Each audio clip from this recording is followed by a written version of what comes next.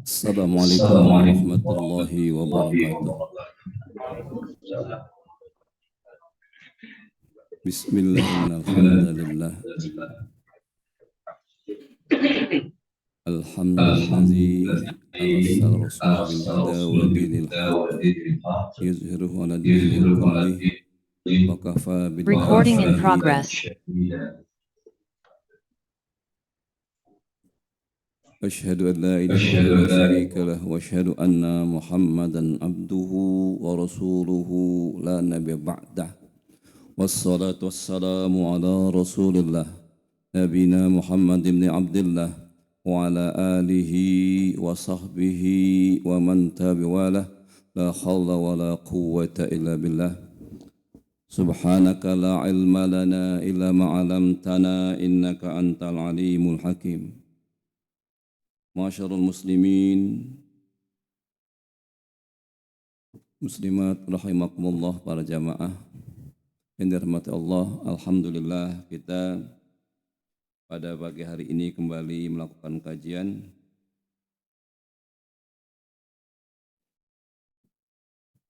yang tema kajian kita insya Allah pada hari ini yang menyangkut tadabbur surat An-Nisa ayat 59.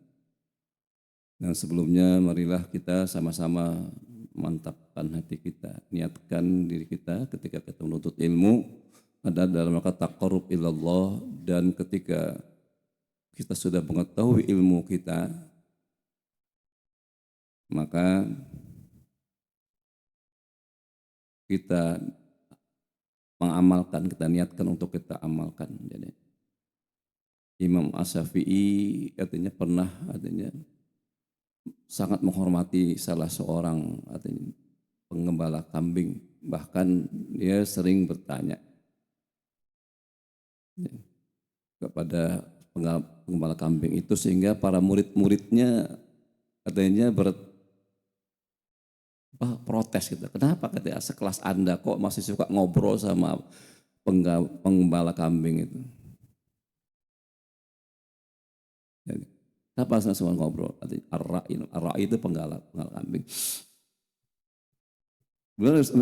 Imam Syafi'i menjawab bahwasanya saya senang adanya berbicara dengan dia, berdiskusi dengan dia, karena dia apa yang dia ketahui itu diamalkan,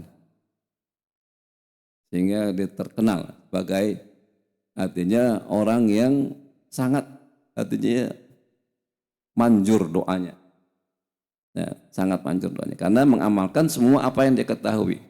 Nah, kita barangkali tingkatnya masih jauh di bawah itu. Banyak yang kita ketahui tapi belum semuanya kita amalkan. Jadi ilmu Islam itu subhanallah sangat yang luas sekali pengetahuan kita semua. Tapi ulama-ulama kita pada hakikatnya pada zaman dulu itu berusaha untuk mengamalkan semua apa yang diketahui.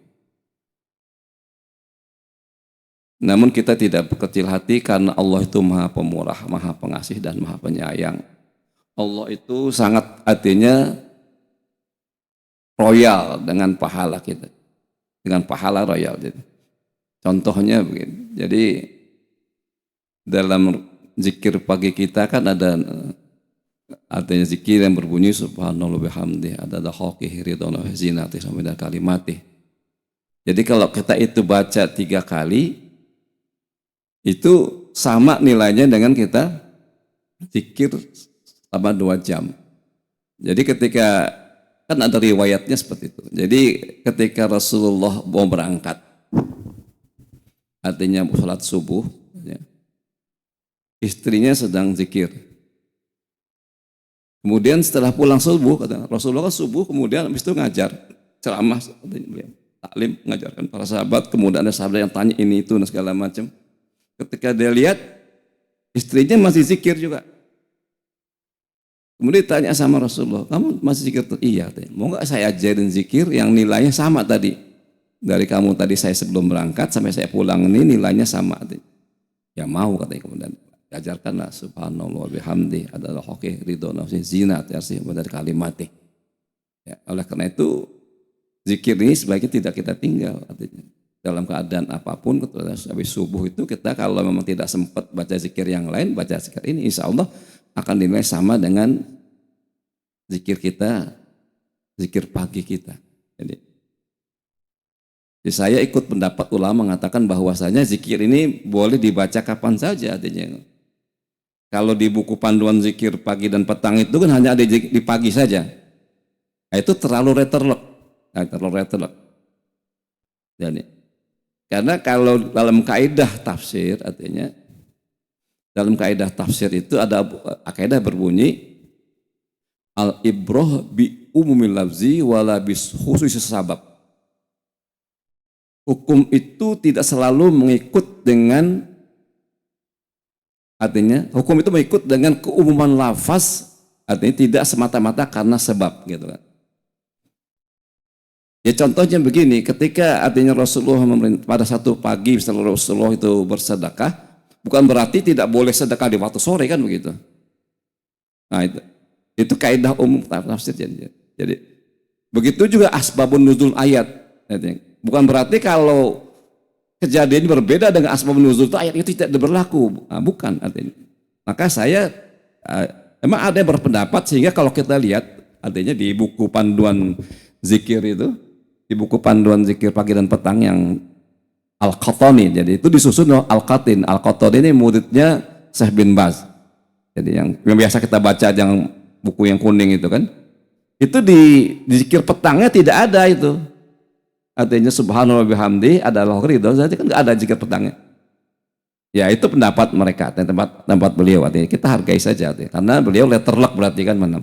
Tapi kalau kita kajian tafsirnya kan tadi bahwa ada kaidah yang mengatakan al-ibrah bi umul lafzi wala bi khusus sabab.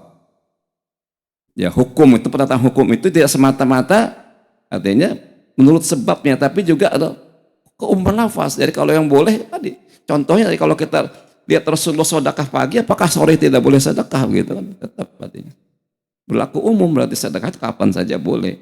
Begitu juga baca Quran, kalau baca Rasulullah setiap pagi baca Quran, apakah sore tidak boleh baca Quran? Boleh, artinya begitu. Jadi segala sesuatu yang sudah dikatakan disunnahkan Rasulullah, ada perintahnya, maka itu berlaku umum kapan saja kecuali ada pembatasan. Ya. Jadi kalau saya tetap baca itu Pak. Artinya sore itu saya baca saya. Subhanallah bihamdi adalah itu zinat asim dari kalimati. Ya tetap saya baca 3 kali. Ya, karena saya ikuti pendapat ulama yang mengatakan bahwa zikir yang 3 kali kita baca itu sama dengan zikir 2 jam. Kayak ya. Ini salah satu pendapat dari namanya Syekh Yasin Al-Fadani. Jadi Syekh Yasin Al-Fadani itu seorang ahli hadis. Jadi kalau menurut Ustadz Hadi Hidayat, kalau Bapak pernah lihat videonya itu, ahli hadis terakhir itu namanya Syekh Yasin Al-Fadani, orang Padang, orang Pariaman. Rumah gadangnya masih ada di Simpang Anduring, kalau saya Simpang apa sih dekat situ. Jadi itu kata menurut Ustadz Hidayat itu ahli hadis terakhir orang Padang. Mengapa dikatakan ahli hadis? Orang dengan ahli hadis itu nama Al-Hafiz itu kalau dia hafal 100.000 hadis. Ya. Jadi itu setelah Imam Suyuti, kemudian beliau artinya Syekh Yasin Fadani. Dan beliau kalau hafal hadis itu bukan sekedar hafal innamal a'malu binniyat, tidak, tapi dia hafal sanadnya. An Abi Hafsin, Umar bin Khattab dan terus sampai misalnya ke Bukhari, dia hafal. Dan hafalnya itu bukannya lagi itu bersanad beliau. Jadi namanya Syekh Yasin Fadani itu mempunyai sanad 500 sanad lah yang itu satu sanadnya nggak punya. Dia 500 sanad punya. Itu kehebatannya dia, orang Yasin Fadani orang Padang. Jadi banyak ulama Indonesia itu sebetulnya hebat-hebat. Jadi yang ngajar di Masjidil Haram itu bukan baru sekarang, dari zaman dulu. Malah seperti saya pernah sering katakan bahwa Syekh Nawawi Al-Bantani itu namanya Sayyidul Ulama fil Hijaz. Jadi ulama yang paling terkemuka di zamannya pada saat itu di seluruh Hijaz dan tanah Arab Saudi pada saat itu. Jadi itu buyutnya kayak apa? Ma'ruf Amin presiden. Dilukis seperti itu. Dan lagi nama Mahfud Termas dari Termas Pacitan. Dari Aceh Ar-Raniri dan itu ada pengajar-pengajar di Masjidil Haram. Ilmu ulama Indonesia itu waktu sudah berkembang seperti itu. Ya, jadi kita subhanallah, jadi kita tentunya di Indonesia ini enggak kekurangan ulama ya. Ilmu, orang-orang berilmu kayak Gus Baha begitu kan, orang ulama, orang Mekahnya sih udah bingung kalau nggak ada orang artinya hafal seperti itu artinya, bukan sekedar hafal Quran ya, bukan hafal hadis, tapi hafal tafsirnya dihafal. Jadi bukan main-main. Jadi itu menunjukkan bahwa itu suatu keberkahan yang dimiliki oleh kita. Para jamaah hadirin, mari kita amalkan terus apa yang kita ketahui tadi. Wirid-wirid kita juga jangan kita tinggal, karena wirid kita harus kita jadikan kebiasaan nantinya. Zikir pagi dan petang. Kalau tidak sanggup, kalau misalnya zikir pagi dan petang itu dalam keadaan terpepet tidak sanggup, minimal 3 katanya. Kalau ya, pertama syahdu istighfar, kemudian yang tadi artinya subhanallah bihamdi adalah kriteria zinat dan kalimat, kemudian rotil bil roba wa bisalamin Muhammadin nabiyya wa rasulah, itu kita baca. Dan itu sudah mencakup artinya semua bagian-bagian dari zikir-zikir kita. Jadi, ya tentu pahalanya berbeda kalau kita walaupun artinya itu kemurahan Allah, artinya dalam keadaan terdesak, dalam keadaan waktu yang sempit, ya kita tetap dianjurkan berzikir. Tapi zikir itu insya Allah kalau kita sudah biasa berzikir dengan lengkap, dan satu hal kita ada kesibukan zikir yang terbatas tapi tetap berzikir juga, insya Allah pahala yang sama, itu kemurahan Allah. Sama orang yang tiap hari artinya salat berjamaah karena sibuk, kemudian karena terhalang satu uzur dia tidak salat berjamaah, Allah akan mencatat dia sebagai tetap salat berjamaah. Itu bagian dari kemurahan Allah. Tapi kita istiqomah untuk melaksanakan itu. Para jamaah hadirin hadirat yang Allah, mari kita coba kita kembali tadabburi tadi ayat surat An-Nisa yang 59 ini yang berbunyi A'udzubillahi minasyaitonir rajim. Bismillahirrahmanirrahim. Ya allazina amanu atiiullaha wa rasulahu ulil amri minkum in tanaza'tum bisyai'in farudduhu ila Allahi wa rasuli in kuntum tu'minu billahi wal yaumil akhir dzalika khairu wa ahsanu ta'wila.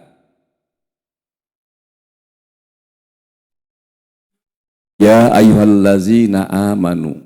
Jadi kalau terjemahannya secara sederhana, wahai orang-orang yang beriman. Tapi kalau dibahas secara rinci, ya atau namanya harfun nida, panggilan. Ayyuha, siapa-siapa saja. Allazina, orang-orang yang. Banyak orang-orang yang. Jadi kalau satu allazi, jadi kalau allazina itu berarti banyak orang-orang yang amanu, yang mereka telah beriman.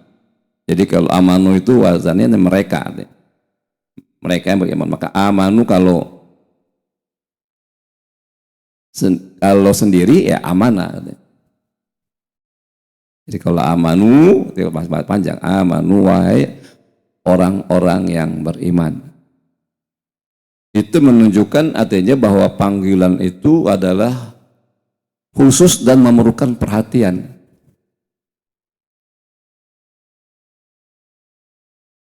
Sebetulnya kalau dalam bahasa sehari-hari barangkali bisa saja ya ayyuhal mu'minun artinya. Itu sama juga kan? Ya ayyuhal mu'minun. Mu'minun orang-orang yang beriman artinya. Bisa saja seperti itu. Tapi kemudian Allah memberikan penekanan yang lebih supaya perhatiannya ada bahwa ini dipanggil secara khusus. Jadi orang-orang yang telah beriman. Jadi, amanu itu artinya telah beriman. Kalau akan beriman atau mulai sekarang akan sampai terus beriman, yu'minuna allazina yu'minuna bil ghaibi wa yuqimunas sholata wa mimma razaqnahum. Dipanggil kata orang-orang beriman supaya ada perhatian artinya. Karena di setelah itu pasti ada perintah artinya. Kalau di dalam ayat Al-Baqarah yang terakhir kan allazina yu'minuna bil ghaibi, itu bukan arti ini, bukannya perintah, karena kabar itu kan kabar, dikabari bahwa orang-orang yang beriman kepada yang gaib kabar. Kalau ini kan perintah, artinya atiullaha, atiu artinya hendaklah kalian semua, atiu artinya ada panjang dibacanya, atiullah,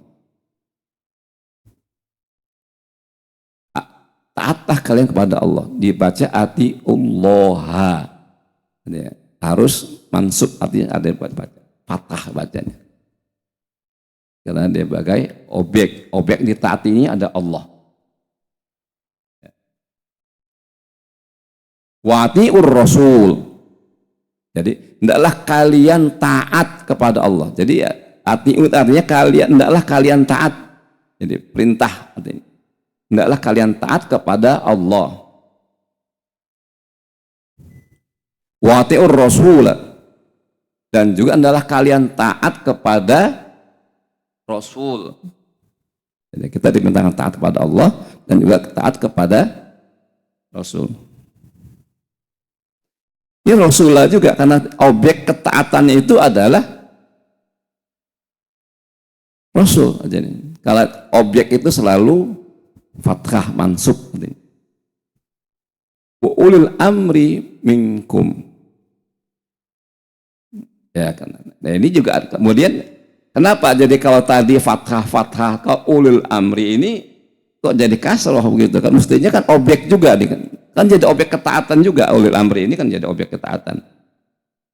Karena ulil amri itu namanya mudhof ilaih. Kalau mudhof ilaih itu selalu kasroh bawahnya, majrur artinya. Minkum di antara kamu. Jadi ulil amri minkum. Ulil amri ini ada dua kata. Ulu itu adalah yang memiliki amri, perintah. Jadi yang memiliki perintah.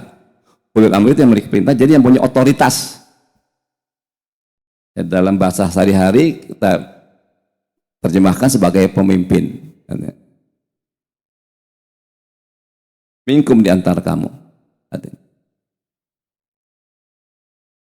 Wa in tanaza'tum bisyai'in farudduhu ila Allah wa Rasul. Jadi kamu sekalian katanya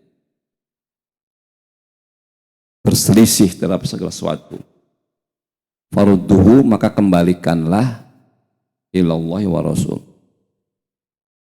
Ya, ini kan maknawi artinya, bukan secara harfiah. Gimana kita mengembalikan kepada Allah dan Rasulnya? Ketika Rasul sudah meninggal, Allah juga jauh dengan kita kan. Artinya nggak bisa kita berkomunikasi langsung dengan Allah. Kalau kita bertengkar ini udah kita kembalikan kepada Allah dan Rasul. Ya, diartikan oleh para ulama bahwa ini kita maksudnya kembalikannya pada Quran dan Sunnah. Kita kembalikan kepada Quran dan Sunnah. Jadi kalau kita ada persoalan-persoalan yang kita pertentangkan dalam kita bermusyawarah, dalam kita bermuamalah, maka kembalinya kepada Quran dan Sunnah.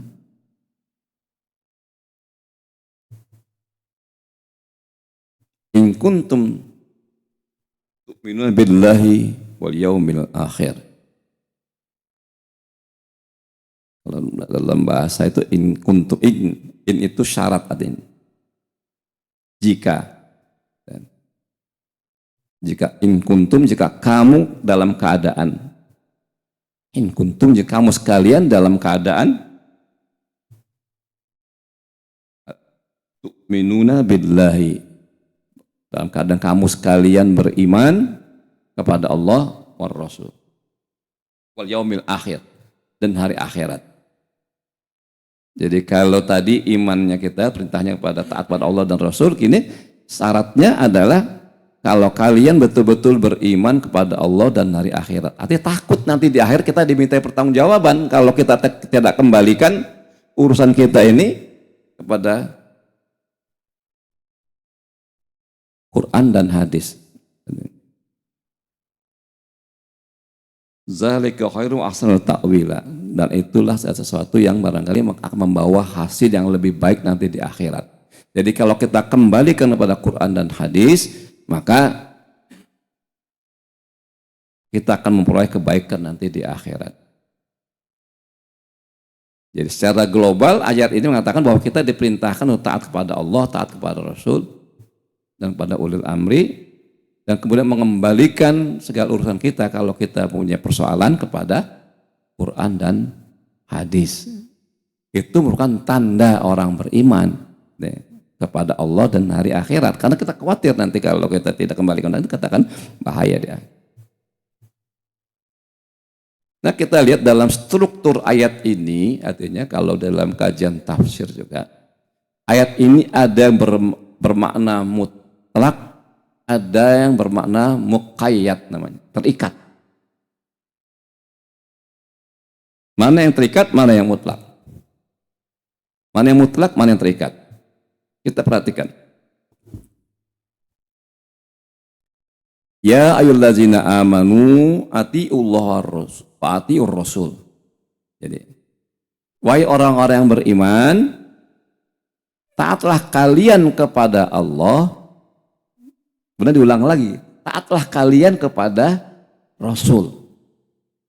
Ini namanya ayatul mutlaqah, ayat yang mutlak pengertiannya. Artinya perintah taat kepada Allah dan Rasul itu tanpa reserve.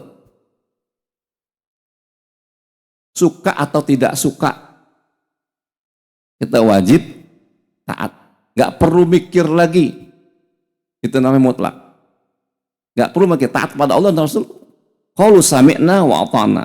Apa yang Allah perintahkan, apa yang Allah Rasul perintahkan, kerjakan. Sebaliknya apa yang Allah larang dan Rasul larang, gak perlu mikir lagi, tinggalkan.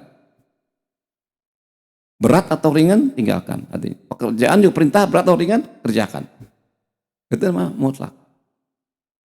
Tapi ketika wa ulul amri minkum, tidak diulang, atiunya nggak ada, atiunya nggak ada. Dan ini mengatakan ayatul muqayyad, jadi pemahamannya terikat. Jadi nggak boleh kita taat kepada selain Allah dan Rasulnya itu, mau siapa saja, atasan kita, presiden kita, kalau bertentangan dengan Allah dan Rasulnya. Jadi dari segi kebahasaannya sudah seperti itu. Ditambah lagi banyak hadis-hadis yang disampaikan Rasulullah SAW. Di antaranya ada hadis yang muttafaqun alaih. La ta'atu fi ma'asyatillah, fa inna ta'atu fil ma'ruf. Tidak ada ketaatan dalam perbuatan maksiat, dan ketaatan itu hanya untuk perbuatan yang baik yang diizinkan oleh Allah Subhanahu wa taala. Jadi kita tidak boleh taat kepada siapa saja, artinya kalau artinya ketaatan itu mengandung risiko dimurkai Allah. Tidak berlepas diri. Yang ketaatan tanpa reserve hanya ketaatan kepada Allah dan Rasulnya. Kalau Allah dan Rasulnya sami'na wa ata'na, apa siap kita menerima perintah, laksanakan perintah, ini kalau larangan tanpa mikir panjang. Ya. Ini harus kita jadikan pegangan betul. Kemudian fa in tanaza'tum fi syai'in farduhu ila Allah wa Rasul. Jika kalian berselisih, maka kembalikanlah, artinya urusan itu kepada Allah dan Rasul. Maksudnya kepada Al-Quran dan hadis. Dalam kesempatan lain kan Rasulullah ada hadis yang masyhur kita sering dengar. Taraktu fikum, aku tinggalkan bagi kalian semua, ada dua hal. Yaitu kitabullah dan sunnah Rasul, yang kalau kalian berpegang pada itu maka tidak akan sesat selamanya. Nah, tapi di sini kita perlu belajar, artinya Pak. Ya, tidak serta-merta semua orang itu bisa mengembalikan persoalan yang kita hadapi langsung pada Quran dan hadis. Ya, kita dibimbing oleh para ulama. Ulama itu dibimbing oleh guru-gurunya lagi, terus sampai nyambung pada sahabat. Para sahabat yang dibimbing langsung oleh Rasulullah SAW. Kemudian ulama-ulama setelah itu diberikan panduan. Diberikan, artinya para ulama-ulama yang salaf itu memberikan panduan pada kita. Bahwa dalam kita mengkaji Al-Quran ada kaidah-kaidah yang harus kita perhatikan. Karena kemudian para ulama membagi ayat Quran itu tadi, ada yang mutlak, ada yang muqayyad. Harus kita pahami. Dan kita kan kalau kita tidak belajar di ulama ini, kita tidak tahu bahwa seolah-olah ketaatan kita kepada ulil amri itu sama dengan ketaatan kita kepada Allah dan Rasulnya. Tapi kemudian Allah mengatakan ada yang mutlak, ada yang muqayyad. Itu kita belajar dari ulama. Tidak. Kalau kita baca terjemahannya saja katanya berat, kita nanti bisa salah persepsi. Selain muqayyad ada juga ayat artinya yang muhkam dan mutasyabih. Jadi ayat muhkam yang sudah jelas, qul huwallahu ahad, itu jelas. Enggak perlu tafsir lagi. Jadi aqimus shalah, perintah salat itu jelas.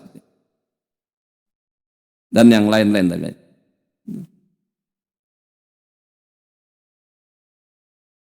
Tapi ada ayat yang mutasabih di antaranya adalah ayat-ayat yang huruf-huruf awal Al-Quran itu alif lam mim. Sebagian yang mutasyabih, sebagian lagi ada yang bisa kita tafsirkan. Artinya dengan mudah kita tafsirkan. Ya, contohnya misalnya,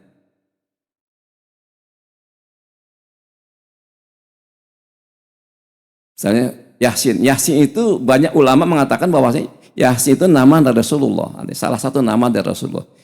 Kita baca, perhatikan saja, Yasin wal Qur'an hakim innaka laminal mursalin. Artinya kan begitu. Ya, ulama mengatakan kanya itu kembali kepada Yasin itu. Walaupun tetap ulamanya hati-hati karena tidak pasti seperti itu, maka Allah ya'lam bimiradi, hanya Allah yang tahu tentang hakikat Yasin itu. Tapi sebagian besar ulama mengatakan Yasin wal Qur'anil hakim innaka laminal mursalin. Yasin, dan inilah Quran yang penuh hikmah. Innaka laminal mursalin. Sungguhnya engkau adalah salah seorang di antara rasul. Ada lagi Toha ma anzalna alaikal Qur'an litashqa. Itu Toha juga salah satu nama dari Nabi Muhammad katanya, menurut sebagian besar ulama, artinya tafsir. Karena khitabnya, redaksinya artinya bunyi Toha ma anzalna alaika Qur'ana litashqa. Toha ma anzalna, tidaklah kami turunkan alaika kepada engkau. Dia setelah menyebut Toha ada alaika kepada engkau. Tadi setelah menyebut Yasin ada innaka, sesungguhnya engkau. Oleh karena itu banyak ulama mengatakan bahwa Toha dan Yasin itu adalah salah satu panggilan dari Nabi Rasulullah SAW. Tapi itu kepenafsiran. Tapi mendekati artinya itu bagian dari mutasyabih. Tapi sebagian ulama mengatakan bahwa itu panggilan. Makanya kalau di dalam selawat ala Toha Rasulillah gitu, maksudnya kan Nabi Muhammad artinya. Ada Toha Rasulullah, ada salawat itu puji seperti itu. Nah, ya. Nabi Muhammad itu Toha itu salah satu nabi nama. Tapi ada yang lain kaf ha ya ain sad itu mutasyabih, tidak bisa kita remeng-remeng itu bahasa itu. Ya. Kemudian juga barangkali ada mutasyabih yang tidak perlu diperdebatkan, misalnya Allah ada di atas aras, Allah punya tangan, punya gitu. Itu udah kita terima apa adanya saja, tidak boleh. Kalau ditafsirkan panjang-panjang nggak boleh. Maka sebagian ulama mengatakan orang yang nanya-nanya zat Allah itu Allah ada di aras atau apa segala macam, hukumnya makruh. Membahasnya hukumnya haram. Sebagian ulama mengatakan begitu. Udah kita terima aja. Al-Quran mengatakan seperti itu. Karena nggak habis, nanti nggak habis-habisnya, Pak. Kita seperti itu. Allah katanya di aras, tapi kemudian Allah mengatakan fa ini qarib. Ayat aras itu kan jauh di atas. Kok ada yang dekat? Malah kan Allah mengatakan nahnu aqrabu hablil warid. Nanti Allah turun sepertiga malam. Sepertiga malam di Surabaya jam 3, sepertiga malam di sini mungkin jam setengah 4. Nanti setelah di Aceh itu barangkali sepertiga jam 5 nanti. Di Amerika sepertiga malamnya. Jadi nggak usah kita bahas yang kayak gitu. Kalau itu sudah masuk larangan kita membicarakan zat Allah nanti. Jadi kita pikirkan itu hukum Allah, kita pikirkan zat Allah itu Allah hanya memberikan gambaran sedikit saja tentang zatnya karena akal kita tidak sampai. Kita terima saja apa adanya. Jadi makanya di Quran itu disindir amal apa di surat Al-Imran itu wa amal ladzi fi qulubihim zaygun fayattabi'u ma tashabaha minhu wabtaghu ta'wili. Orang-orang yang punya artinya hatinya yang tidak bersih, hatinya dia berfokus kepada yang mutasyabihat itu.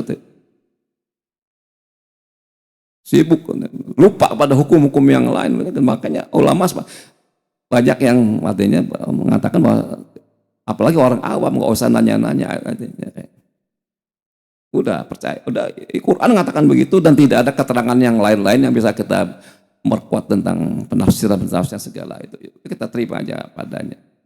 Nggak usah kita pikir panjang-panjang. Toh artinya tidak berpengaruh pada amal kita. Cukup kita imani saja. Amal kita kan tergantung mana yang halal, yang haram, itu yang makruh itu kita amal, yang kita perhatikan. Nah tadi kembali kita kepada Quran tadi, bahwa tadi kita mempelajari Al-Quran ya harus kita belajar, nggak bisa kita tanpa kita belajar, kita coba belajar sendiri repot nanti kita. Harus belajar dengan guru. Nanti dengan orang yang sudah mengetahui lebih banyak referensinya, sehingga ya, kita lebih terbuka. Nanti kalau kita belajar sendiri terbatas. Beda Pak, coba kita Bapak itu kan ada terjemahan untuk kitab Jalalain gitu ya. Artinya kita kalau belajar sendiri apaan nih kita tafsir kayak begini gitu. Tapi kalau kita belajar sama guru yang mumpuni, wah kita terbuka wawasannya. Kita akan terbuka dengan hikmah-hikmah yang sangat besar dari Quran. Begitu juga hadis. Hadis itu kita pelajari bagaimana maknanya yang sesungguhnya. Kalau Quran itu namanya tafsir, kalau hadis namanya syarah. Jadi beda supaya syarah itu komentar. Kalau tafsir ya penafsiran itu. Kalau syarah itu komentar. Jadi kita kalau selain baca hadis, selain baca kita ada baca syarahnya juga. Dan kalau belajar syarahnya supaya tahu kita bahwasanya yang dimaksud dengan hadis ini adalah seperti ini. Jadi, karena ketika kita membaca teks-teks keagamaan itu harus komprehensif, kalau nggak salah nanti. Kan kita masyhur itu kalau ada hadis di kitab Arba'in itu. Jadi kalau kita berniat baik kita dapat pahala, kalau kita berniat buruk kita tidak dapat dosa. Ya kalau kita berpegang pada hadis itu saja, ya pendapat kita seperti itu. Tapi ketika kita berpegang kepada, artinya kita baca semua kitab hadis, nah akan berbeda sedikit cara pandang kita tentang niat ini. Tidak semua niat buruk itu tidak berdosa. Ada niat buruk itu berdosa. Contohnya ada di dalam kitab Riyadhus Shalihin, hadis Sahih Al-Bukhari. Jadi ketika ada dua orang berkelahi, artinya sama-sama membawa senjata tajam. Satu terbunuh. Kemudian sahabat nanya kepada Rasulullah, ya Rasulullah gimana statusnya orang itu yang bunuh? Rasulullah mengatakan, al-qatil wal muqtil fitar. Sahabat kaget. Karena Rasulullah mengatakan al-qatil wal muqtil fitar. Yang membunuh dan yang dibunuh dua-duanya masuk neraka. Sahabat kaget, kok? Ya Rasulullah, kalau yang qatil, yang bunuh itu kami paham masuk neraka. Loh, kok yang terbunuh itu kok masuk neraka juga Rasulullah? Ya. Secara bahasa Rasulullah nggak, barangkali secara gampang kalau bahasa sehari-hari gitu, Rasulullah mengatakan itu kan kalah cepet aja, Pak. Ya? Kan kalah cepet aja bunuhnya. Karena dia semua niatnya mau bunuh, udah bawa golok dua-duanya. Kan kalah cepet aja yang satu itu. Coba kalau yang bunuh itu kalah cepet dengan yang dibunuh, pasti yang terbunuh itu yang membunuh kan. Dua-duanya masuk neraka. Nah, kita pentingnya kita belajar ada dengan guru, ada juga ganti supaya orang punya referensi lebih banyak, supaya kita pemahaman kita ini lebih pas artinya. Kalau kita baca tadi cuman hadis di Arba'in An-Nawawi itu bahwa yang orang niat baik dapat pahala, niat tidak baik ya, tidak dicatat pakai niat. Ya kalau orang ayatnya juga kadang-kadang kalau kita perhati ayat juga jelas. Wa in tubdu ma fi tukhfuhu yuhasibkum bihillah. Apa-apa yang sama kamu ungkapkan dan apa yang kamu rahasiakan di dalam hatimu, yuhasibkum bihillah, akan dihisab oleh Allah Subhanahu wa taala. Ya. Nah, itu kita belajar seperti itu. Kalau kita tahu bahwa ternyata tidak semua niat jelek itu tidak dicatat sebagai dosa. Jadi kalau sudah timbulnya azam, artinya timbulnya tekad, itu dosa, Pak. Sama orang nanya. Orang mau, sering saya contohkan barangkali ini supaya tambah paham kita. Orang mau maling gitu, naik pagar, ada hansip lewat, nggak jadi maling, Pak. Dosa kah dia, Pak? Hah? Dosa, Pak. Ya, walaupun belum nyolong. Dia kan dia batalin itu kan karena ada hansip. Kalau nggak ada hansip kan nyolong dia, Pak. Ya. Kalau hansipnya nggak ada kan dia nyolong jadi. Ya. Orang memperkosa orang artinya. Sepi. Kemudian begitu mau memperkosa, setelahnya ada istri mau diperkosa gitu. Tiba-tiba datang suami yang perkosa lari. Dosa kan dosa dia, Pak. Ada suatu timbul azam. Yang tidak dosa itu kalau bahasa lintasan hati baru. Ya, kalau kita baru lintasan hati, tidak ada tekad, tidak ada gerakan, tidak ada usaha. Tapi kalau tadi sudah lompat pagar, tapi begitu tadi mau masuk, artinya buka pintu, dobrak pintu, ada hansip, dia balik lagi, enggak jadi. Nah, dia membatalkannya itu bukan karena kesadarannya sendiri, karena orang lain. Jadi itu dosa. Nah, itu kita kan perlu belajar ini yang kayak gini. Kalau tadi kita gak bisa kita mengembalikan pada Quran dan hadis serta merta kita orang awam. Jadi kita harus belajar. Kita beruntung karena para ulama-ulama itu sudah menyusun panduan-panduannya di kitab hadis, kitab syarah hadis, kitab tafsir, kemudian kitab fikih yang kita pelajari. Tidak serta merta kita bisa artinya menafsirkan Quran dan hadis dengan sendiri, referensinya kurang. Kecuali kalau kita mampu baca hadis semuanya artinya. Memahami Quran semuanya. Nah, kita bisa ngambil kesimpulan barangkali. Karena tapi susah berapa. Sekarang nggak yang baca syarah hadis saja sedikit, Pak. Kalau saya kalau barangkali nggak yakin juga ada ustadz yang udah baca syarah hadis Imam Bukhari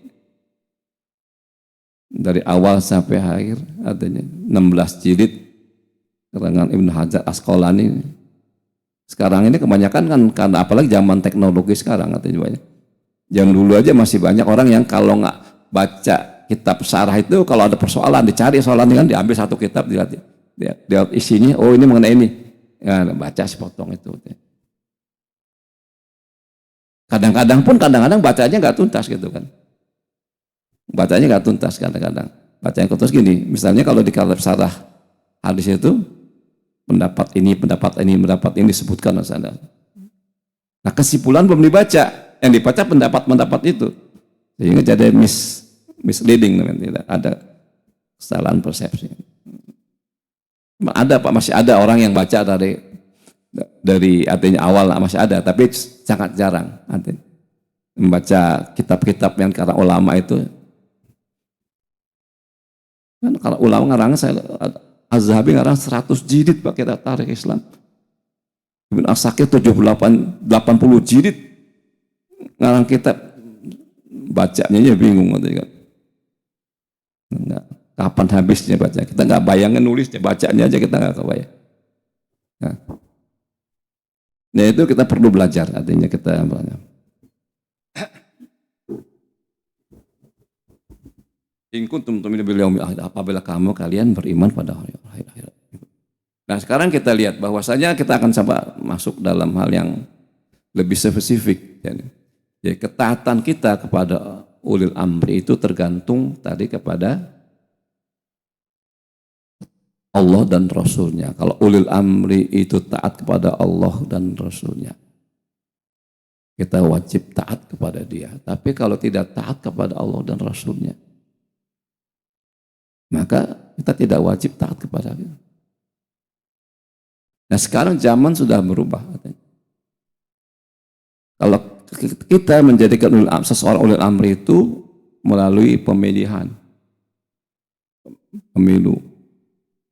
Kalau dulu melalui hali wa akti.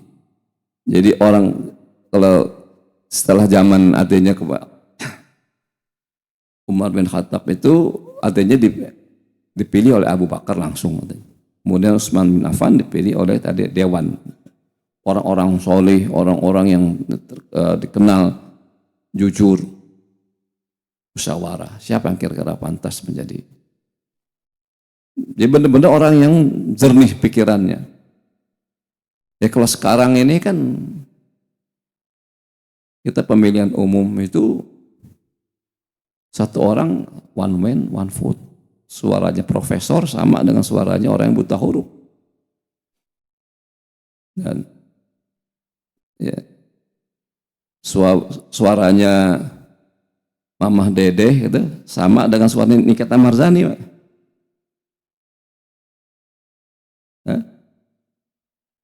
Kalau yang lebih banyak yang seperti Nikita Marzani, Mamah Dedeh ya menang yang pro Nikita Marzani begitu.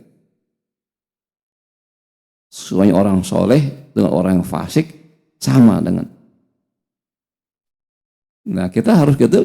Oleh karena itu kalau kita ingin artinya mewujudkan pemimpin artinya ulil amri itu punya otoritas katanya, ngatur diri kita. Ya harus kita banyak orang yang soleh, kita adakan dakwah artinya. Orang memberikan kesadaran yang tinggi kepada saya bahwasanya kita menyerahkan urusan itu tidak sembarangan. Ini memilih pemimpin itu bagian dari ibadah kita, bukan. Nggak bisa kita sama-sama aja nanti. Kita begini-gini aja belum tentu. Kita nggak ngerasakan nanti. Dan ingat sekarang, apalagi zaman sekarang Pak, memilih pemimpin itu risikonya bukan cuma 5 tahun. Bukan cuma 5 tahun. Bisa puluhan tahun risikonya. Gimana risikonya puluhan tahun itu? Kalau pemimpin yang kita pimpin salah misalnya, dia gadein negara kita yang 90 tahun, repot kita. Jadi peristiwa bukan 5 tahun bisa 90 tahun. Sekarang orang bisa memiliki tanah 90 tahun.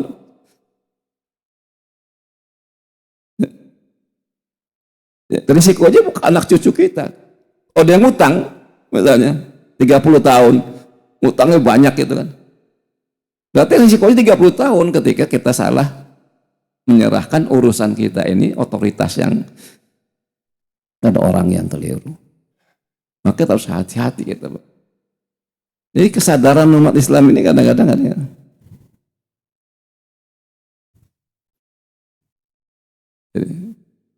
Saya baru dapat video itu ya itu Kiai masuki Mustamar itu yang waktu PNU dipecat. Jadi tawarin Alphard dan uang 8 miliar dia nggak mau, ditolak sama dia. Kali, boten aku ulo isi iso golek duit dewe dia bilang. Walaupun pondoknya itu masih berantakan dia. Itu dekat rumahnya Pak Is itu Pak Is Kantar pondoknya di Malang. Tapi 8 miliar enggak. Tawarin Alphard di orang sekarang. Karena bagi kita kata-kata orang yang ngerti Pak, memilih pemimpin itu bukan urusannya tadi zaman sekarang ini. Bukan 5 tahun ke depan siapa. Kalau ngutang 30 tahun aja kita aja terlibat utang 30 tahun. Udah gadein tanah 90 tahun gitu, berarti 90 tahun kita resikonya nanti. Harus hati-hati. Ya kita panduan. Kita berdoa kepada Allah Subhanahu wa taala. Doa Rasulullah sallallahu alaihi wasallam itu kan ada 2 yang berkaitan dengan pemimpin. Allahumma la yakhafuka wa la yarhamuna. Ya Allah, janganlah Engkau kuasakan diri kami, orang yang tidak takut kepadamu dan tidak sayang kepada kami. Ya syaratnya kalau orang yang takut kepada Allah dan tidak sayang kepada kita. Itu hadis Rasulullah. Kemudian doa lagi yang di Bukhari, artinya Imam Bukhari mengatakan ada Rasulullah, Allahumma inni a'udzubika min imradus sabyan wa sufaha. Ya Allah, aku berlindung kepadamu dari pemimpin yang kekanak-kanakan dan bodoh. Jadi syaratnya ya orang itu mesti dewasa kalau pemimpin pengalaman, kemudian dia tidak bodoh. Nah, kalau kita pegang 2 itu saja, insya Allah barangkali kita aman. Namun kemudian para ulama mensyaratkan, artinya ada pertama kali bahwasanya syarat pemimpin itu adalah jujur. Jujur itu lawannya adalah dusta, bohong. Jujur itu lawannya adanya nipu. Jadi kalau orang yang tidak jujur ya pasti nipu nantinya gitu. Ya. Kalau kita bahas mungkin agak panjang, mungkin kita singkat-singkat saja. Ya. Kemudian yang kedua adalah amanah. Ya, amanah. Lawan amanah itu khianat. Lawan amanah itu khianat. Jadi kalau orang tidak amanah, pada amanah, pada khianat. Apa sih amanah kita? Amanah itu ada kita kan kalau kita serahkan amanah kita serahkan kepemimpinan pada seseorang supaya dia bisa mensejahterakan kita, membawa kita kepada kebaikan kepada semua rakyat. Tapi ketika dia tidak amanah, dia kebaikan diri sendiri atau golongan diri saja yang dipentingkan. Kemudian yang ketiga ada adil. Lawan adil apa? Zolim. Ya, adil itu artinya kita menegakkan keadilan, hukum sama bagi semua orang, kesempatan orang sama diberikan kesempatan. Artinya untuk berusaha, untuk meraih pendidikan, untuk meraih itu. Tapi ketika dibatasi orang tertentu saja yang boleh berusaha, orang tertentu saja dimudahkan untuk kredit, dimudahkan untuk izin, itu tidak adil, zalim namanya. Ya. Yang keempat adalah musyawarah. Jadi tidak memaksakan kehendak. Kadang-kadang kehendak dipaksakan, ini kan direkayasa. Jadi seolah-olah artinya dibungkus dengan hukum, artinya legal firman. Direkayasa, orang didekati satu, artinya kemudian jadi suaranya lebih banyak, kemudian dipaksakan orang melakukan. Itu bukan musyawarah. Kalau musyawarah semuanya itu diberi kesempatan untuk berbicara, semuanya diberi kesempatan untuk pendapat, kemudian dirumuskan pendapat yang terbaik. Dan votingnya itu artinya bukan sekedar voting setuju atau tidak setuju, tapi voting berdasarkan perumusan yang sudah mendekati persamaan artinya. Dan sekarang bisa ada rekayasa itu. Jadi kalau voting di DPR bisa ada rekayasa. Bisa dikendalikan. Dan kemudian yang terakhir, yang tak kalah pentingnya ini adalah bahwa pemimpin itu harus melakukan amar ma'ruf nahi mungkar. Ada peringatan dari Utsman bin Affan. Ini ma'ruf, arti kata bahwasanya beliau mengatakan innallaha la yazi'u bisultan ma la yazi'u bil Qur'an. Sesungguhnya Allah itu bisa menghilangkan kemungkaran dengan kekuatan kekuasaan, di mana yang tidak bisa dihilangkan melalui Al-Quran. Jadi, Quran diajarkan di mana-mana. Kemudian orang sadar bahwa itu adalah perbuatan tidak baik. Tapi tetap perbuatan tidak baik itu tetap berjalan. Orang demo, pelacuran ditutup, tapi tidak pernah ditutup. Orang demo berhari-hari untuk menutup tempat perjuangan tidak ditutup. Tapi ketika pemimpinnya tadi taat kepada Allah dan Rasulnya, cukup dengan tanda tangan sekali tutup. Ya, kita di Jakarta kan pernah Alexis itu orang ribut di koran segala macam. Karena FPI berkali-kali demo enggak. Tetap aja dibuka, masih terbuka. Tapi gitu ada gubernur artinya yang takut pada Allah, tekan sekali tutup, selesai. Ya, begitu. Ya kita apresiasi itu. Ya, seperti itu. Pak Gubernur Sutioso juga punya jasa juga. Rahmat Tunggak itu seperti apa gitu kan.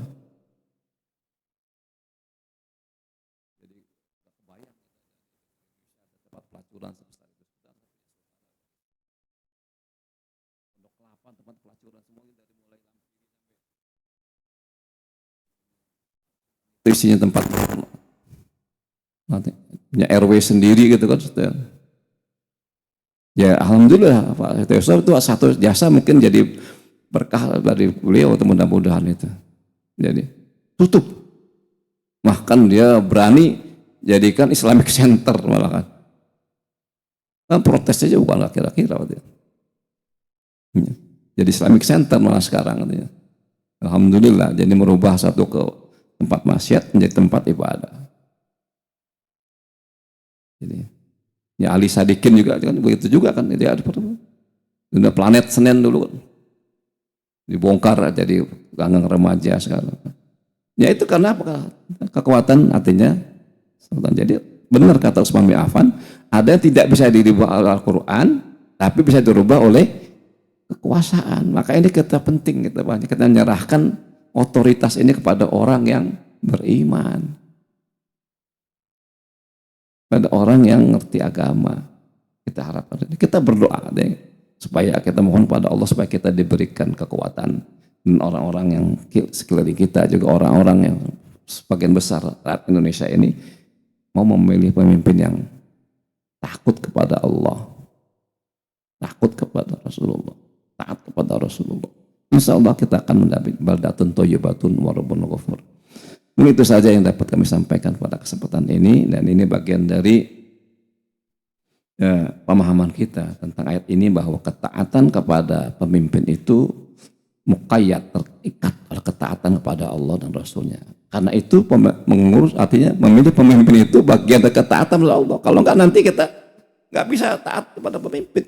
Kalau sembarangan kita serahkan pada orang. Jadi kita tidak boleh artinya apatis, berusaha untuk atau menjadikan pemimpin kita ini orang-orang yang bertakwa kepada Allah Subhanahu wa taala. Wallahu a'lam bishawab. Memang itu bisa inspirasi, dan silakan kalau ada 1-2 pertanyaan yang bisa saya jawab, saya jawab. Kalau belum bisa nanti saya jawab lagi kesempatan. Terima kasih.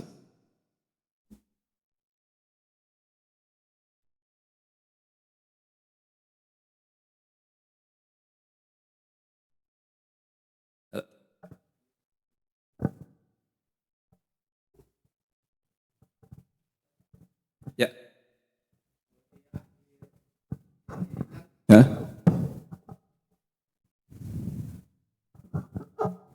Kalau kita lihat di akhir ayat ini, kan kalau orang yang taat kepada Allah dan Rasulnya, dan pemimpin yang dalam arti yang tadi muqayyad itu, bahwa pemimpin yang taat juga kepada Allah dan Rasulnya. Itu kan di dalam hal memahami itu kemudian terjadi perbedaan gitu kan. Kan ini kan kepada orang banyak, kan berarti kan kepada orang-orang beriman kan berarti dalam jumlah yang besar gitu. Ya. Kalau dalam satu daerah atau satu wilayah negara misalnya gitu, kita taat seperti ini, ujungnya yang demikian itu lebih utama bagaimana lebih baik akibatnya. Ya. Tapi kalau dalam kondisi yang tidak lebih baik gitu, pasti tentu ada yang salah, karena keluaran itu pasti benar Ustaznya. Nah, memahami yang tidak benarnya itu, kalau kita sudah melakukan sesuatu kebaikan dengan tujuan seperti yang ini tadi berdasarkan Allah dan Rasulnya, tapi kondisi kita tidak baik-baik saja begitu, kita sudah melakukan sesuatu itu dengan apa yang diperintahkan Allah, di tengah lingkungan seperti itu bagaimana nilai kita Ustaz? Masa nilai apa? Nilai kita gitu yang sudah berusaha seperti itu, nilainya gitu. Ya. Karena kan akibat tidak baik itu berimbas pada kita dan anak-anak kita juga nantinya gitu. Ya. Pertanggungjawaban kita seperti apa begitu. Ya demikian Ustaz. Apakah kita karena juga dianggap tidak mengajak yang tidak baik itu menjadi baik, apa kita juga ikut bertanggung jawab seperti itu? Terima kasih Ustaz. Ya, terima kasih. Jadi gini Pak, kalau kita sudah keberpihakan kita sudah benar, ya selamat kita Pak. Selamat kita. Walaupun mungkin ada potensi kita tidak selamat di dunia, tapi di akhirat pasti selamat gitu kan. Kalau kita keberpihakan kita benar. Kan ada ayat Quran bahwa nanti ada azab yang bisa meratakan kita semua nih, nggak ada mau soleh mau nggak soleh itu mana. Tapi bagi orang yang soleh keberpihakan benar, ketika kita kena azab itu kita akan tetap selamat di akhirat minimal gitu kan. Ya, itu keyakinan kita. Jadi kita ya tenang-tenang saja kalau kita sudah melakukan sesuai dengan artinya kaidah-kaidah yang dibenarkan oleh agama. Jadi keyakinan kita gitu. Yang diutamakan angkat keberpihakan kita. Jadi keyakinan kita, keberpihakan kita. Kalau kita sudah pihak kepada yang benar, pada yang hak, cara kita juga benar. Udah, kalau ternyata Allah menakdirkan lain, itu bagian dari cobaan kita yang kita hadapi. Ya, bagian dari cobaan kita hadapi, dan itu kan menambah pahala kita nanti kalau kita bisa melalui cobaan itu dengan baik. Tapi yang pasti ketika kita keberpihakan kita benar, masalah menang dan kalah atau itu Allah sudah punya takdir sendiri. Jadi kita minimal kita selamat di akhirat, sudah pasti itu. Bukan minimal, pasti kita selamat di akhirat. Di dunia ya kita barangkali mendapatkan cobaan-cobaan, tapi cobaan itu akan menambah pahala kita justru nanti di akhirat. Jadi kita tenang saja. Jadi kalau bagi orang Islam itu artinya ya berjuang itu seperti itu, sehingga tetap punya semangat, ya bukan soal sekedar kalah dan menang saja, tapi keberpihakan kita, usaha kita semaksimal mungkin, ya nanti ya kita pasti punya nilai di mata Allah. Dan kita mohon kepada Allah kalau kita diberikan cobaan, kita diberikan kekuatan untuk menghadapi cobaan itu saja. Jadi kita kadang-kadang memang berat ya, kan orang ini banyak artinya Kalau kita mau jadi orang baik dan pemimpin kita harus memperbanyak orang yang baik. Tapi kan ternyata mengajak orang kepada kebaikan juga susah juga gitu kan. Ya, kadang-kadang tipu-tipunya banyak juga. Kadang-kadang orang yang kita anggap dia ngerti agama, tapi ya kadang-kadang sampai kita masa kadang-kadang kita nggak masuk akal gitu kan. Ada orang kok artinya seperti ini atau yang ngerti apa nggak ngerti gitu kan, apa dia bohongin. Wallah alam kita kan.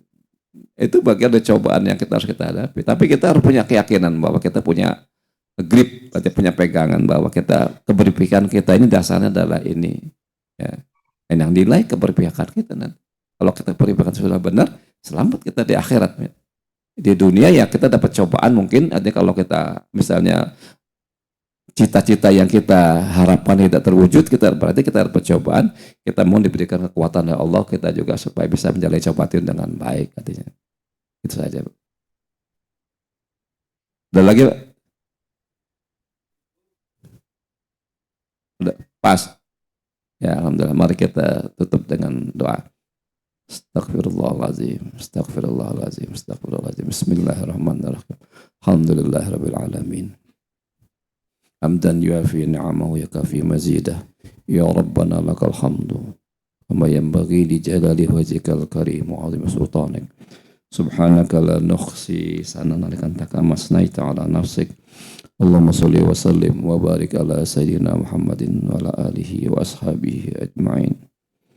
Allahumma arina al-haqqa haqqan wa warzuqna tiba'ah wa arina al-batila batila wa tinabah. La haula wa la quwwata illa billah. Allahumma anfa'na bima 'allamtana wa 'allimna ma yanfa'una. Rabbi zidna 'ilman nafi'an warzuqna fahma. Allahumma qsim lana min khasyatika ma tahulu bainana wa baina ma'asik wa min ta'atika ma tuballighuna bihi jannatak. Ya Allah ya Tuhan kami, karuniakan kepada kami rasa takut kepadamu yang akan menjauhkan kami dari perbuatan-perbuatan maksiat. Ya Allah ya Tuhan kami, karuniakanlah kepada kami ketaatan kepadamu yang akan menghantarkan kami kepada surgamu. Allahumma inna ala zikrika wa syukrika wa husni ibadatik. Allahumma nas'aluka hubbaka wa hubba man yuhibbuka wa hubba kulli amalin yuqarribuna ila hubbik. Ya Allah Tuhan kami, tolonglah kami agar kami dapat senantiasa bersyukur atas nikmat yang telah Engkau berikan. Tolonglah kami agar kami senantiasa dapat mengingat-Mu setiap saat. Tolonglah kami agar kami dapat beribadah kepada-Mu dengan cara sebaik-baiknya. Ya Allah ya Tuhan kami, aku mencintamu, cinta orang-orang mencintaimu, jadikan hati kami cinta atas segala macam perbuatan yang akan menghantarkan kepada kami kepada cintamu. Allahumma habib ilanal iman wa zin fi qulubina wa qari'na kufra wal fusuqa wal isyan. Ya Allah ya Tuhan kami, jadikanlah hati kami mencintai keimanan, dan jadikanlah keimanan mengisi seluruh relung hati kami. Jadikanlah kami orang-orang yang membenci kekufuran, membenci perbuatan maksiat, dan jadikanlah kami orang-orang mendapat petunjuk-Mu. Allahumma wali alaina hiyarona walatulaina sirorona. Ya Allah Tuhan kami, jadikanlah pemimpin kami adalah orang-orang yang terbaik di antara kami. Janganlah Engkau jadikan pemimpin kami adalah orang yang buruk di antara kami. Wala tusrid alaina ma la yakhafuka wa la yarhamuna. Janganlah Engkau kuasakan kepada kami orang-orang yang tidak takut kepadamu dan tidak sayang kepada kami. Rabbana la tuzigh qulubana ba'da idh hadaitana wa hab lana min ladunka rahmah innaka antal wahhab. Rabbana atina fid dunya hasanah wa fil akhirati hasanah wa qina adzaban nar. Subhana rabbika rabbil izzati amma yasifun wa salamun alal mursalin walhamdulillahi rabbil alamin. Subhanakallah bihamdika asyhadu an la ilaha illa anta astaghfiruka wa atubu ilaik. Assalamualaikum warahmatullahi wabarakatuh.